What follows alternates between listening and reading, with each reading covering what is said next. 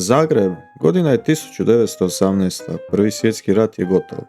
Austro-Ugarska monarhija se raspada, a Zagreb ulazi u potpuno novu, turbulentnu državu. U samo 20 godina između dva svjetska rata ovaj će grad proći kroz jednu od najznačajnijih transformacija u svojoj povijesti. Ovo je priča o međuratnom Zagrebu, gradu umjetnosti, luksuznih hotela i Orient Expressa, ali i gradu industrije, radničkih štrajkova i političkih atentata. 29. listopada 1918. godine. U Hrvatskom saboru atmosfera je na rubu usijanja. Stoljetne veze s Bečom i Budimpeštom pucaju u jednom danu. Zagreb na kratko postaje glavni grad države Slovenaca, Hrvata i Srba, da bi se samo mjesec dana kasnije našao u novoj, kompliciranijoj zajednici, Kraljevini SHS. Politički su odnosi od starta bili napeti, prožiti dubokim proturječnostima.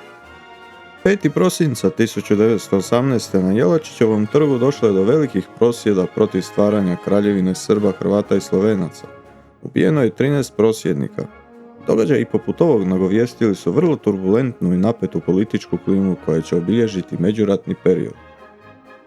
Vidovdanski ustav iz 1921. briše stare granice i pokrajine te uvodi novi poredak kroz podjelu zemlje na 33 oblasti. No, Zagreb ima vlastiti izazov. Početkom 1920. grad ubrzano raste. Rijeke ljudi dolaze u potrazi za poslom i boljim životom. U svega nekoliko godina broj stanovnika se gotovo udvostručuje. Stari centar postaje pretjesan, Zagreb se počinje širiti izvan svojih dotadašnjih okvira. Iako su Beč, Budimpešta, Prag i Trst postali inozemstvo, zagrebački su bankari iskoristili staro iskustvo. Zagreb izrasta u financijsko središte nove države. Zamislite ovo, 1931. u gradu djeluje gotovo 200 financijskih ustanova, među njima 75 banaka i štedionica te 38 osiguravajućih društava. Od 12 najvećih banaka u Jugoslaviji čak 8 ima sjedište upravo u Zagrebu. Najveća privatna novčana ustanova u cijeloj državi bila je prva hrvatska štedionica. Godine 1919. ima 22 poslovnice. Samo 7 godina kasnije već 41. Krajem 1929. 14 najvećih zagrebačkih banaka drži trećinu svih štednih uloga u zemlji. Kapital koncentriran u Zagrebu kreditira rudarstvo i industriju diljem države. 1931. svaki treći zaposleni Zagrebčanin bio je zaposlen u industriji ili obrtu, a svaka šesta osoba u trgovini, novčarstvu ili prometu. Gradu je pogodovao i položaj. 1925. dovršena je lička pruga, čime su Zagreb i Split napokon povezani. Nalazeći se u čvorištu važnih prometnih putova, Zagreb dobija i središnju ulogu u trgovini na jugoslavenskom prostoru. Ali ključ rasta bio je u industriji. Zahvaljujući carinskoj zaštiti, tekstilna industrija postaje broj 1 u gradu, a prate i metalna, kemijska, farmaceutska i prehrambena. U gradu djeluju brojne tvornice, a neke od najbitnijih su Arco, Patria, Frank u prehrambenom sektoru, zatim Union, Paromlin i tvornica ulja. Tekstilnu proizvodnju nose tvornica svile, tvornica kože i obuće te tvornica čarapa. U drugim sektorima ističu se Penkala, Siemens, tvornica strojeva i ljevaonica željeza, zatim tvornica baterija Croatia, Lipa Mill te tvornica električnih žarulja. Industrijski razvoj prati modernizacija infrastrukture. Godine 1930. Zagreb je dalekovodom povezan sa hidroelektranom na rijeci Kupi kod Ozlja, čime se značajno poboljšava opskrba električnom energijom. Broj stanovnika je drastično povećan. Od 109.000 nakon rata, broj stanovnika se u 10 godina gotovo udvostručuje na 186.000 stanovnika 1931. U predvečerju drugog svjetskog rata u gradu je prema procjenama živjelo preko 260.000 stanovnika. Grad se širio planski, ali i stihijski. Arhitekti poput Viktora Kovačića, Drage Iblera i Dioniza Sunka mijenjaju vizuru grada. Godine 1933. Zagreb dobija svoj prvi neboder u Masarikovoj, a nekoliko godina kasnije zgradu napredkove zadruge u Bogovićevoj. Urbanistički se posebno ističe dio grada omeđen Draškovićevom ulicom na zapadu i Heinzlovom na istoku. Upravo ovdje počinje oblikovanje jednog novog modernog gradskog lica. 1927. na samom prilazu ovom prostoru podignuta je monumentalna palača Burze. Projektirao ju je jedan od najvažnijih hrvatskih arhitekata, Viktor Kovačić. Ova zgrada nije bila samo financijsko središte, bila je simbol ambicije i modernizacije grada. Nasuprot nje ubrzo niče i takozvana zgrada Blizanac. Inspirirana Kovačićevim djelom i ona dominira prostorom zahvaljujući 4 impozantnim jonskim stupovima, stvarajući dojam arhitektonske ravnoteže i monumentalnosti. Na početku današnje Zvonimirove ulice formira se skladan trg okružen reprezentativnim palačama. Među njima se posebno ističe zgrada Jugoslavenske akademije znanosti i umjetnosti, dovršena 1934. godine. No pravi vizualni i simbolični centar ovog prostora postaje Dom hrvatskih likovnih umjetnika. Izgrađen između 1934. i 1938. prema projektu Ivana Meštrovića, ovaj jedinstveni kružni paviljon počiva na prstenu od 36 kamenih stupova. Njegova forma i proporcije i danas plijene pažnju predstavljajući spoj umjetnosti, arhitekture i funkcionalnosti. Istovremeno razvoj grada nastavlja se prema jugoistoku gdje se uređuje trg, odnosno park kralja Petra Krešimira IV. Ovaj prostor ubrzo postaje novo administrativno i obrazovno središte. Na njegovim rubovima niču važne institucije među kojima se ističe zgrada Radničke komore. Cijeli istočni dio donjeg grada karakterizira planski osmišljen raspored, pravilni blokovi, široke avenije i velike zgrade koje odražavaju duh modernog urbanizma 20. stoljeća. Stambeni blok Zagrebačke nadbiskupije, poznati kao Mali Vatikan, najveći višestambeni sklop u donjem gradu sagrađen u drugoj polovici 20. S čak 227 stanova ovaj kompleks bio je znatno veći od uobičajenih stambenih blokova tog vremena. U gradu se paralelno razvijaju dva društva. S jedne strane, na sjeveru, na obroncima Medvednice, grade se kvartovi poput Šalate, Tuškanca i Pantovčaka. Niču raskošne vile za imućne građane, bankare, industrijalce i političare. S druge strane, južno od pruge rađaju se radnički kvartovi Trnje i Trešnjevka, na istoku Dubrava, a na zapadu Kustošija. Glavni trg, Jelačić plac, doživio je šokantne promjene. Dolazi do značajnih, ali i dvojbenih zahvata izgradnjom velikih zgrada na mjestima dotad stilskih gabaritima ujednačenih i skladnih palača. Na mjestu srušene kuće trgovca Pavla Haca 1929. niče hotel Milinov, današnji Dubrovnik. Izgrađen je u stilu art decoa i ekspresionizma prema projektu Dioniza Sunka. Secesijska ornamentika palače Feller uništena je 1928. u ime modernizacije. Ruši se i zakladna bolnica, a 1934. na njezinom mjestu podiže zgrada Mirovinske zaklade Gradske štedionice. 1931. dovršena je palača Gradske štedionice s obilježjima neoklasicizma i art decoa. Zgrada Jugoslavenske banke završena je 1926. u neoklasicističkom stilu prema projektu Ignjata Fischera u suradnji s ruskim arhitektom Fetisovim. Zadnja značajna promjena napravljena je 1939. rušenjem neorenesansne palače Pongrac, na čijem je mjestu podignuta masivna zgrada osiguravajućeg društva Assicurazioni Generali, čime je dodatno narušen stilski i visinski sklad koji je dotad obilježavao središnji gradski trg. U blizini je 1928. završena nadogradnja robne kuće Kastner i Oller u stilu art decoa. Vjerojatno najkontroverzniji zahvat napravljen je 1925.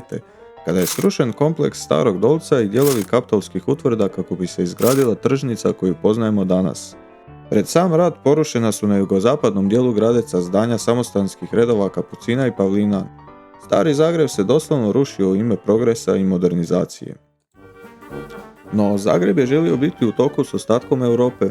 Najbolji dokaz za to dogodio se 1925. godine. Kako bi smjestili putnike glasovitog vlaka Orient Express, koji je povezivajući Pariz i Istanbul prolazio kroz Zagreb, Zagrebčani su u rekordnom roku od samo 26 mjeseci izgradili jedan od najluksuznijih hotela u zemlji, Hotel Esplanade. Hotel je postao centar društvenog života, a odigrao je i važnu ulogu u razvoju zagrebačkog turizma. Godinu dana kasnije, 1926. Zagreb ulazi u tehnološku avangardu. Iz etera se začulo: "Halo, halo, ovdje Radio Zagreb." Bile su to prve riječi koje je u eter izgovorila spikerica Božena Begović. Zagreb je dobio prvu radio postaju u ovom dijelu Europe. Grad je disao punim plućima, otvarale su se kina, kavane su bile pune, a šetnice su vrvile ljudima. Nakon Prvog svjetskog rata dolazi i do značajnijeg razvoja školstva, osnivanjem novih fakulteta. Do tada su na Zagrebačkom sveučilištu djelovali filozofski, teološki i pravni studiji, a 20. godina dolazi do formiranja novih, poput medicinskog, poljoprivredno-šumarskog, veterinarskog, tehničkog fakulteta te ekonomsko-komercijalne visoke škole. Izgrađuju se i nove osnovne i srednje škole te higijenski zavod. U međuratnom razdoblju u Zagrebu je djelovalo 50-ak većih ili manjih tiskarskih i knjigoveških poduzeća, čime je Zagreb bio najjače središte jugoslavenske grafičke industrije. U Zagrebu je tiskano mnoštvo novina, časopisa i zabavnika. U drugoj polovici 20. Bibliografski zavod izdaje i Narodnu enciklopediju. Na polju umjetnosti u gradu su djelovali umjetnici poput Ivana Meštrovića, koji je ostavio neizbrisiv trag u javnom prostoru Zagreba sa svojim arhitektonskim i kiparskim ostvarenjima. U mnoštvu umjetnika koji su u međuratnoj epohi stvarali u gradu ističu se kipar Anton Augustinčić, Robert Frangeš, slikar Bela Čikoš Sesija, književnik Miroslav Krleža, operna diva Zinka Kunc i mnogi drugi. Zagreb je bio pionir i u sportu. Jeste li znali da su Jugoslavenski olimpijski odbor, Jugoslavenski nogometni savez i druge sportske savezne organizacije osnovane upravo u Zagrebu? Iako je kasnije centralizacija preselila većinu saveza u Beograd, Zagreb je ostao kolivka sporta. No, ispod te moderne glazure život običnog čovjeka postao je sve teži. Svjetska gospodarska kriza stigla je s odgodom, ali snažno. Dok se na Dolcu otvorenom 1930. godine i dalje trgovalo domaćim proizvodima, cijene su divljale, a nezaposlenost je rasla. Privatni bankarski sektor doživljava veliki pad povezan sa slomom svjetskog financijskog sustava. Politička situacija u međuratnom Zagrebu bila je izrazito napeta. U kontekstu sve dubljih podjela i nasilja u državi, atentat u Beogradu 1928. snažno odjekuje u Zagrebu. Tijekom rasprave u skupštini radikal Puniša Račić ubija dvojicu zastupnika Hrvatske seljačke stranke, dok Stjepan Radić umire od posljedica ranjavanja u kolovozu iste godine. U Zagrebu slijede masovni prosvjedi u kojima sudjeluje više od 100.000 ljudi. Poginulo je nekoliko prosvjednika, a mnogi su ranjeni ili uhićeni. U kolovozu iste godine pripadnik mladeži HSS-a vrši atentat na Vladu Ristovića, novinara Beogradskog jedinstva. U studenom 1928. Josip Broz Tito je zajedno s dvojicom suradnika osuđen na zatvorsku kaznu u bombaškom procesu. Mjesec dana kasnije ponovno dolazi do novih nemira i prosvjeda u Zagrebu u kojima je poginuo jedan, a ranjena dva prosvjednika. Na Badnjak iste godine Marko Ožanić u kavani Korzo u Zagrebu iz revolvera ranjava beogradskog špijuna Alfreda Grauera. Sljedeće godine u atentatu stradava Anton Šlegel, medijski magnat i vlasnik zagrebačkog poduzeća Jugoštampa. U razdoblju od 1929. do 1931. u Zagrebu se dogodilo više oružanih sukoba komunista s policijom, u kojima je među ostalim ubijeno i nekoliko sekretara SKOJ-a. U veljači 1931. izvršen je atentat na Milana Šuflaja. Nemiri u zemlji dovode do uvođenja šestosiječanjske diktature 1929. Ukida se ustav, zabranjene su političke stranke, a zemlja je podijeljena na 9 banovina. Zagreb postaje sjedište Savske banovine. 1934. dolazi do atentata na kralja Aleksandra u Marseju, zbog čega zemlja zapada u novu krizu. Unatoč tenzijama i nemirima, grad pokušava zadržati privid normale. Zagrebački zbor u Savskoj cesti bio je prozor u svijet. Tamo su se izlagali najnoviji automobili, strojevi i moda. Ali oblaci nad Europom postajali su sve tamniji. Vijesti iz Španjolske, Austrije i Čekoslovačke nisu slutile na dobro. U kolovozu 1939. donesen je sporazum Cvetković-Maček. Zagreb postaje glavni grad Banovine Hrvatske, pokušavajući izboriti autonomiju u zadnji tren, ali kotači povijesti već su se prebrzo okretali. U travnju 1941. jedan svijet je nestao zauvijek. Drugi svjetski rat je brutalno prekinuo međuratni san. Ipak, Zagreb koji danas poznajemo, onaj donji grad s njegovim trgovima, palačama i modernom arhitekturom, oblikovan je u velikoj mjeri upravo tada. Između blata trnja i sjaja esplanade stvoren je moderni grad koji je u samo 2 desetljeća postao epicentar političkih, kulturnih i društvenih promjena, simbol nade i kontrasta, ali i borbe za opstanak. Pišite u komentarima što mislite o međuratnom Zagrebu. Kakav je po vama bio položaj Zagreba u novoj državi Kraljevini Jugoslaviji u odnosu na Austro-Ugarsku? Koja vam je zgrada iz ovog razdoblja najljepša? Ako vam se video svidio, možete se pretplatiti na kanal, lajkati video i podijeliti ga s drugima, a mi se uskoro čujemo s nekim novim zanimljivostima.